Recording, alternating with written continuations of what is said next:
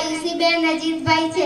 હું ધોરણ 9 માં અભ્યાસ કરું છું. મારો આજનો વિષય છે ગાંધી જયંતિ. દર વર્ષ 2 ઓક્ટોબર ગાંધી જયંતિ આવે છે. 2 ઓક્ટોબર 1869 ના રોજ પોરબંદરમાં ગાંધીજીનો જન્મ થયો હતો. તે આઝાદીની લડતના નેતા હતા. તેમણે અંગ્રેજો સામે અહિંસાના આંદોલન કર્યા હતા. તેમણે દાંડી કૂચ કરી કાનૂભંગની લડત ચલાવી હતી. તેમના આંદોલનોના પરિણામે 1947ની 15મી ઓગસ્ટ આપણો દેશ આઝાદ થયો.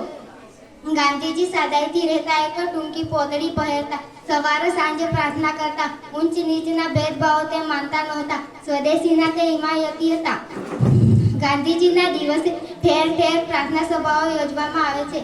ગાંધીજીના જીવનના પ્રસંગોને યાદ કરવામાં આવે છે. ઠેર ઠેર કાંતણ અને સફાઈના કાર્યક્રમો યોજવામાં આવે છે.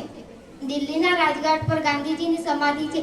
આ દિવસે દેશ નેતાઓ તેના પર ફૂલ ચડાવે છે. અસ્તુ. જય હિન્દ, જય ભારત.